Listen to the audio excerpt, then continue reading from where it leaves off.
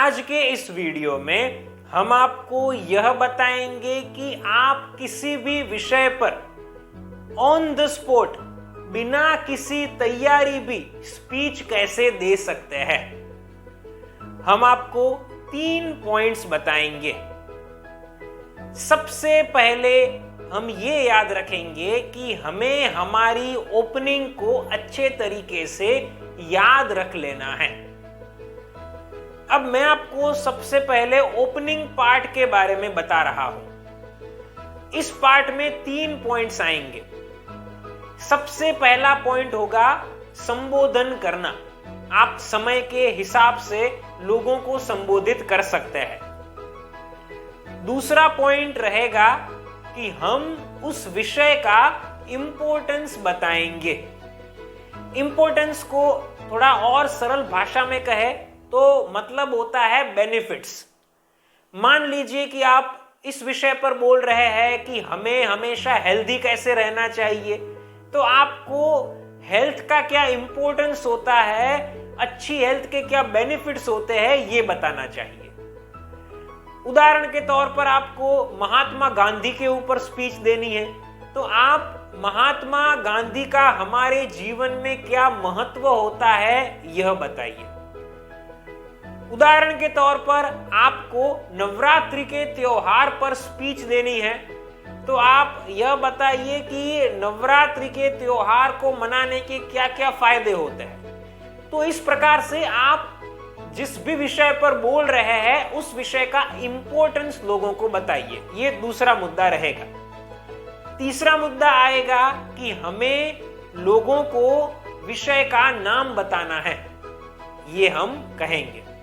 तो यहां पर फर्स्ट पॉइंट हमारा कंप्लीट हुआ कि जिसमें हम ओपनिंग पार्ट में 3 बातों को शामिल करेंगे। अब यहां पर दूसरा पार्ट देखते हैं, वो है बॉडी पार्ट। इस बॉडी पार्ट के अंदर भी आपको 3 पॉइंट्स रखने हैं। अब ये पार्ट को अच्छे से समझिएगा।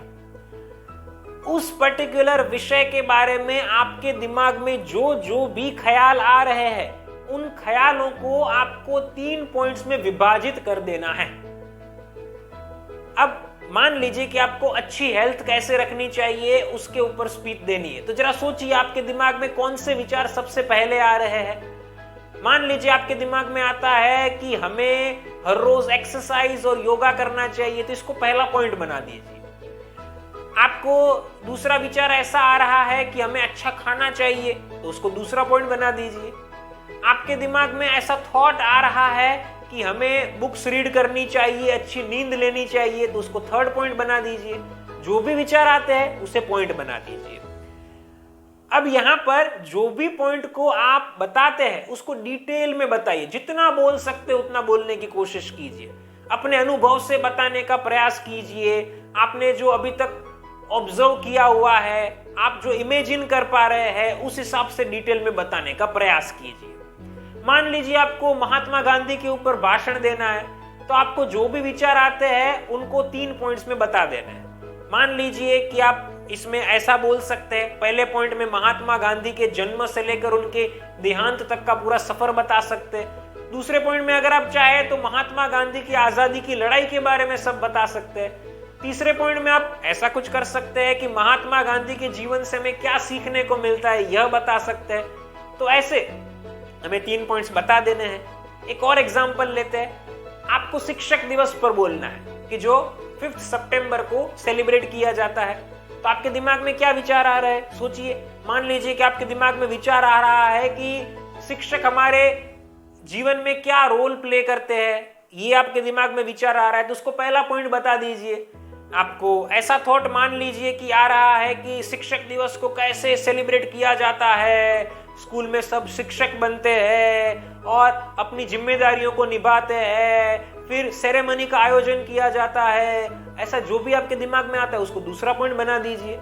आप ऐसा उदाहरण के तौर पर सोच रहे हैं कि आपके माइंड में ऐसा विचार आ रहा है कि आपने एक सुपर 30 मूवी देखी हुई थी कि जो शिक्षक के ऊपर आधारित थी, तो आप उस मूवी को देखना चाहिए। ऐसा आप पॉइंट लोगों को बता दीजिए और इसे तीसरा पॉइंट कर दीजिए। तो ऐसे आपको 3 पॉइंट्स को लोगों के सामने डिलीवर करने, तो जो भी विचार आते हैं उसको पॉइंट में कन्वर्ट कर दीजिए। और जैसे मैंने पहले कहा वैसे याद रखना है कि उस पॉइंट को जितना डिटेल में बता सकते हो उतना डिटेल में बताने की कोशिश करो, और उस पॉइंट में उसके बारे में ही बात करो, किसी अन्य चीज के बारे में बात मत करो। तो ऐसे हमारा बॉडी पार्ट तैयार हो जाएगा। आगे बढ़ते हैं और अब जानते हैं तीसरे पार्ट के बारे में, और वो है क्लोजिंग पार्ट। उसे भी आपको स्पीच में शामिल करना है।